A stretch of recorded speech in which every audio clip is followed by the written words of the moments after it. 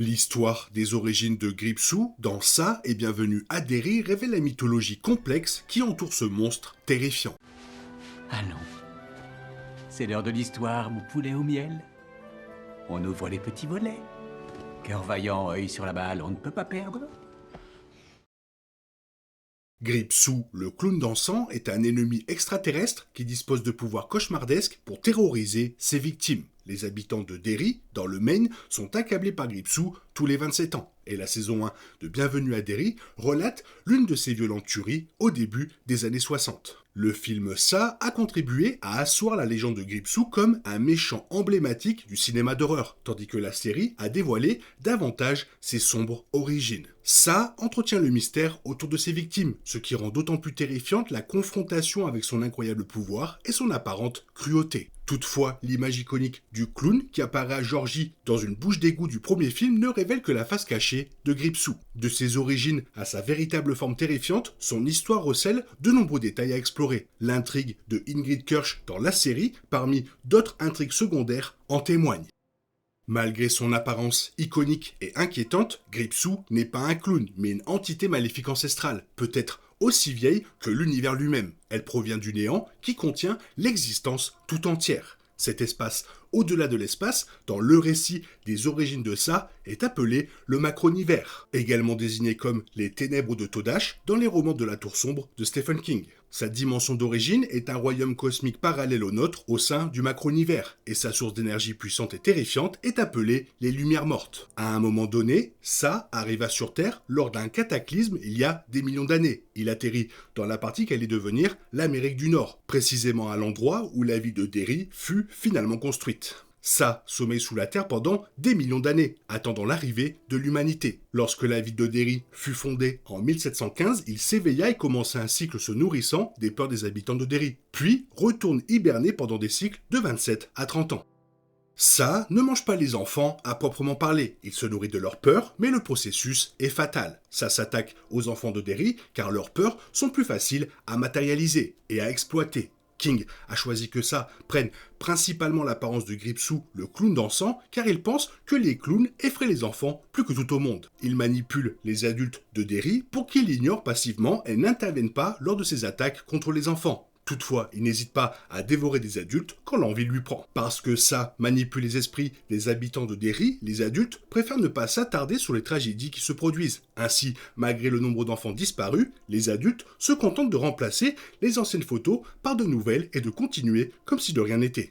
Gripsou n'est cependant pas seulement responsable des disparitions d'enfants qui surviennent tous les 27 à 30 ans. Comme Ben l'a découvert en faisant des recherches sur l'histoire de Derry à la bibliothèque, Ça fait partie intégrante de la terreur et de la mort qui règne à Derry depuis des siècles. Il est responsable de l'explosion de l'acierie Kitchener qui a coûté la vie à 108 personnes, dont 88 enfants. Il a également contribué au massacre du Black Spot, lorsque les membres de la Légion de la Décence Blanche du Maine, un groupe suprémaciste blanc, incendient le Black Spot, un bar clandestin fréquenté par une clientèle noire, piégeant tous ses clients à l'intérieur. Ça peut aussi être réveillé par un acte de violence qui s'ajoute au cycle de 27 à 30 ans. Le roman de Stephen King, paru en 1986, s'ouvre sur le meurtre de Corcoran, un jeune garçon battu à mort par son beau-père, Richard McLean, en 1957. Cet événement réveille Ça. Son but principal est de terroriser les enfants et de les dévorer, mais il se délecte également de la violence, du chaos et du carnage qu'il provoque.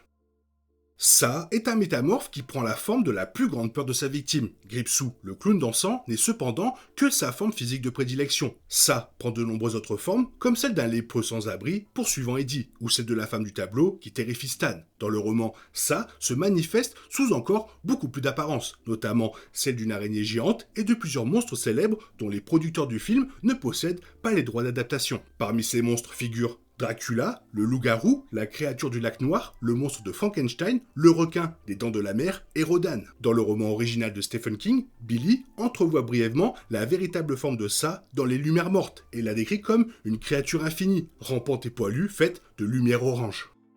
Bien que Ça aime se manifester sous les traits d'un clown nommé Gripsou, dans le roman, il prend également la forme d'une énorme araignée femelle. Dans sa chapitre 2, Richie aperçoit également sa véritable apparence lors du dénouement du film. Dans sa chapitre 2, il est représenté comme un trio de lumière incandescente évoluant parmi des murs infinis, ce qui semble être de la chair en fusion. L'expérience est si intense que Richie en perd la tête et la vision des lumières mortes manque de lui être fatale. C'était une excellente direction pour l'adaptation cinématographique, car ça est censé être une entité cosmique et une présence quasi divine dans l'univers étendu de King.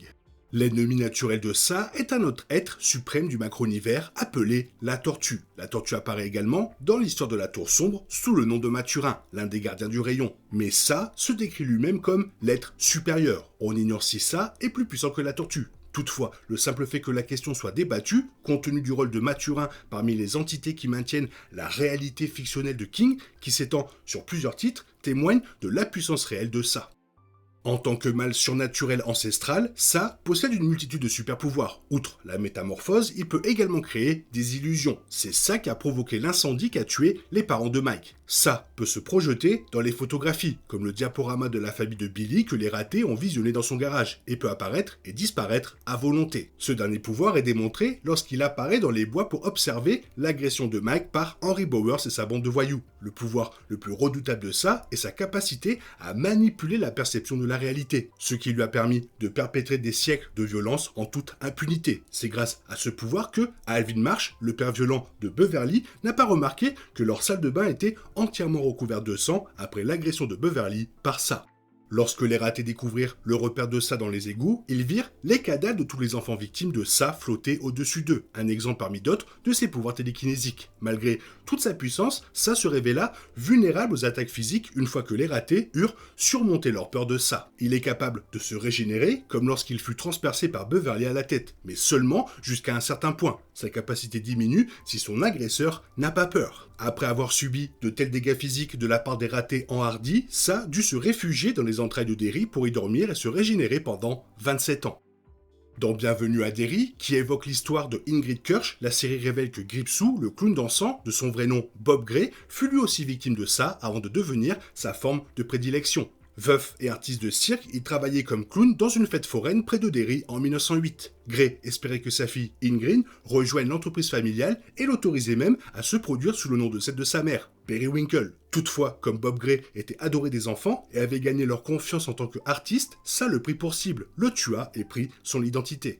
Le fait qu'il ait ciblé Bob Gray et choisi sa forme comme apparence principale était un plan mûrement réfléchi. Il avait remarqué la popularité du clown auprès des enfants, et comme chacun sait, il préfère se nourrir des enfants et de leurs peurs, car celles-ci sont moins complexes que celles des adultes, ce qui lui permet de les terroriser plus facilement. Sous cette apparence, il peut attirer les enfants beaucoup plus facilement, comme on l'a vu avec Georgie et d'autres enfants dans les suites, s'assurant ainsi un approvisionnement constant en victimes. Un autre avantage de cette forme est que de nombreux adultes ont également peur des clowns, il peut donc facilement s'en nourrir aussi. Ça se transforma en enfant perdu et demanda à Bob de l'aider à retrouver sa mère dans les bois, près de la fête foraine. Comme Bob était un homme bon qui aidait les enfants en détresse, le monstre parvint à le piéger et à le dévorer dans l'épisode 7. Le Gripsou de Bob Gray, le clown dansant, était à l'origine une star du cirque et un père aimant. Ça l'a transformé en un cauchemar vivant et une légende de la manière la plus horrible qui soit. Les origines de Gripsou dans ça et sa chapitre 2 diffèrent considérablement du roman original de Stephen King, paru en 1986. Dans ça, les origines de Gripsou étaient à la fois ambiguës et à bien des égards incroyablement complexes. Bienvenue à Derry a rendu hommage à l'œuvre de King en dépeignant la forme complexe et changeante de Gripsou. La version de Stephen King était un être d'horreur cosmique, dont l'histoire et le passé nécessitaient de nombreuses explications. De même, le monstre de Bienvenue à Derry possède une histoire longue et riche. Lorsqu'il est apparu aux premiers habitants amérindiens de Derry, il agissait comme un Wendigo. À son retour au XXe siècle, il a pris l'apparence de Gripsou le clown dansant pour attirer de jeunes victimes après avoir tué Bob Gray. Le monstre a également attisé les tensions raciales à Derry, se nourrissant de douleur, de colère et de tristesse et de peur. Dans les films ça, la version du clown tueur, imaginée par le réalisateur Andy Muschietti, évolue dans une histoire indépendante, sans lien avec l'univers horrifique plus vaste des romans. Toutefois, dans Bienvenue à Derry, le créateur de la franchise a réussi à réintroduire l'histoire de Gripsou. Cette série explique que ça vivait dans les bois bien avant l'arrivée des humains à Derry, mais qui n'a pris la forme du clown dansant qu'après avoir tué Bob Gray en 1908. Avant cela et depuis, il incarnait les peurs uniques de chacune de ses victimes. Les films ça et sa chapitre 2 modifient considérablement de nombreux détails du roman original de Stephen King, notamment ce qui concerne ça. Dans le roman, il prend de multiples formes. Celles-ci ont été supprimées du film pour des raisons de droit. Les méthodes employées par Ça dans le livre diffèrent légèrement et sa liste de victimes est plus longue. Les livres mettant en scène Ça font aussi de nombreuses allusions à l'univers de Stephen King, mais logiquement, les références à la tortue sont absentes de Ça et Ça chapitre 2. Toutefois, la série a non seulement réintégré de nombreux éléments du roman, mais les a même développés. Grâce à l'utilisation du don de Dick Hallorann, la préquelle révèle que Ça est emprisonné à Derry depuis des générations par les habitants, dans une cage composée de piliers qui semblent contenir l'entité. Ces détails expliquent pourquoi il n'a jamais quitté Derry et pourquoi son influence se limite à cette ville. De plus, les flashbacks de Bob Gray dans la série expliquent précisément pourquoi le monstre a l'apparence d'un clown, alors même que le méchant éponyme est en réalité une entité maléfique immortelle.